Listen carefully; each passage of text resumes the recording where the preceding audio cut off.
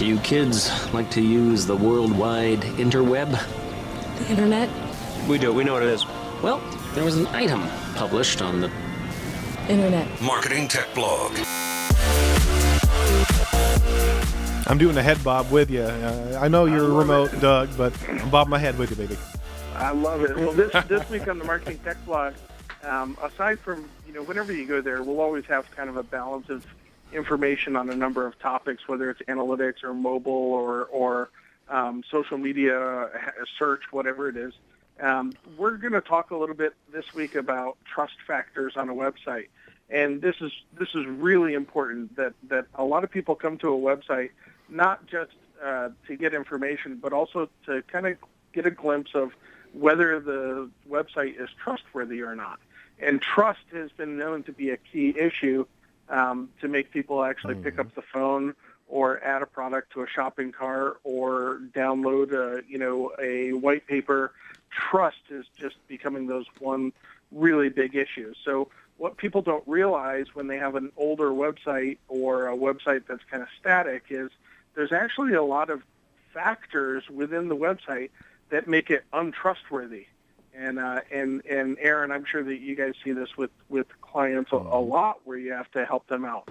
But let's go through a few of them.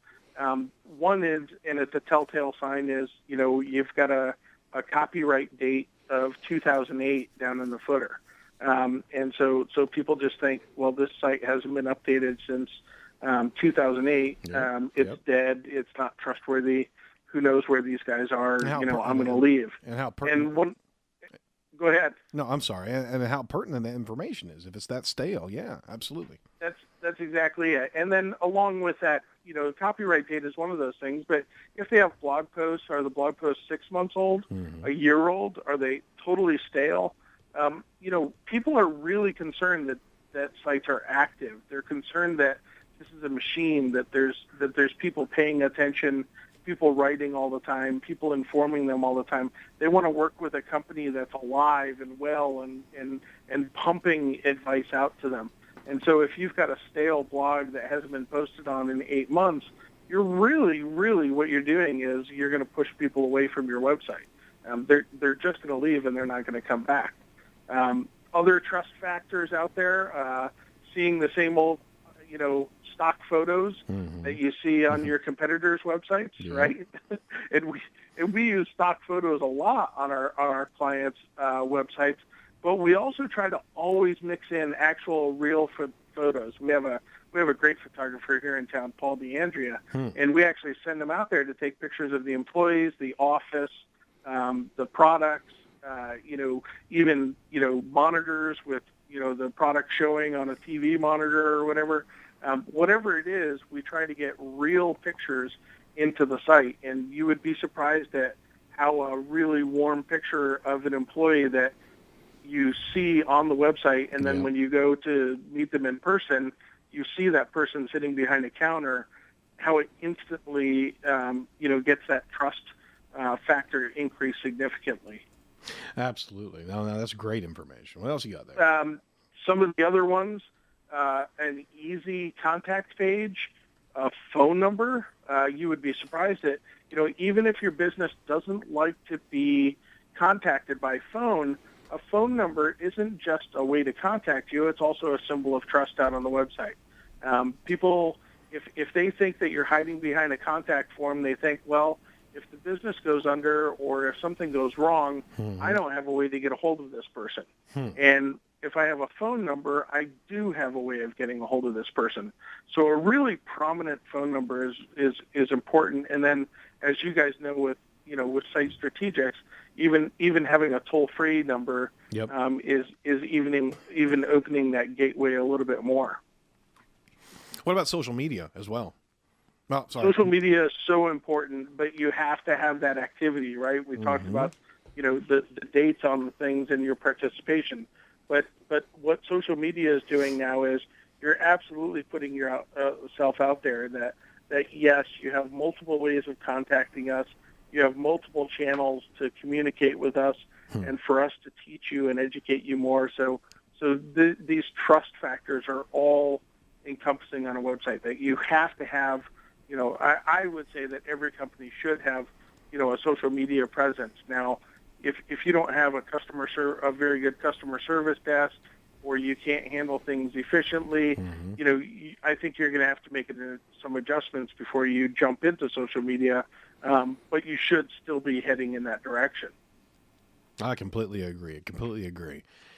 Some of the other things are guarantees, either guarantees or, what to do in the case of an argument with you, that how do you deal with, conflicts, how do you deal with shipping costs, how do you deal with contracts, what are your durations of your contracts, all of these types of information, if you're putting it out there on the website, are basically telling the person, look, I'm putting it in writing. I'm giving you my word because you can always go back to this, this writing. And basically I'm putting it out there for you to trust me to engage with me. And it goes so far as even with the e-commerce site, you'll notice that all of the best e-commerce sites literally do have, guaranteed shipping, guaranteed prices for shipping or flat fees or no fees for shipping, 30-day return policies, privacy policies. They basically put it all out there for those visitors. And they don't hide those links at the footer. They'll actually showcase that content because that's their dialogue with a customer. Is how do you evaluate my service? Well, here's everything that I do to be able to show how you can do business with me. Yeah, if it's a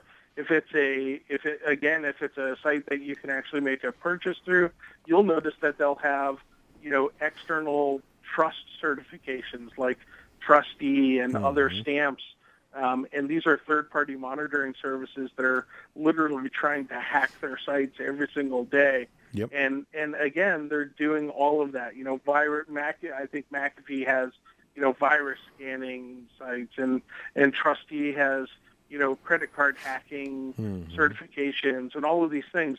What these sites that are really, really great at turning a prospect into a customer are doing is they're breaking down all those trust barriers. Oh, that's all. And you know what? You almost want to put yourself through an audit and go through Doug's checklist and just see how your site's actually reflecting these concepts, because you know that all this is going through somebody's head, even at a subconscious level, as your users are coming to your site. And this is a 3 to 7 second process sometimes that somebody's getting the impression, and you have the opportunity to create that dialogue, not let it be a vacuum and maybe have another competitor scoop them because they've got that information right there. Well, that's exactly it. And imagine yourself. Imagine going to one site, and the last article was from, 2009, and the site looks kind of old and aged. It doesn't look very new. There's no pictures of people. There's no phone number. Yep. And then let's say your competitor has a brand new site. They have their latest blog post. They have their Twitter address, their Facebook contact information, a prominent phone number, and an article from this week on the topic that you're looking for. Which one are you going to immediately, bail on and go to? It's pretty. This isn't theoretical. This is actual science that, commerce companies are at the bleeding edge of this. But it's now time for regular marketers, regular companies that just have a business website. They've got to start breaking down these trust barriers. And it's not difficult to do anymore with the content management systems that are available. It may be a little bit of a retrofit to put things in place there, but you can put all these tools in front of your consumers very easily. You don't have to tap the shoulder of the coder that's building your site. If you have these tools at your disposal, it's very easy to go through this checklist and really showcase the level of trust that empirically that you've got with your company, but maybe it's just not being displayed the best way. And those visual points are what customers are evaluating your website before they ever talk to you. Well, and you said it, and the fact is that if you do have a 2008 copyright down in the footer, and you do have to go to your developer to change that, it's time to call Site Strategic. We can put that to bed real quick.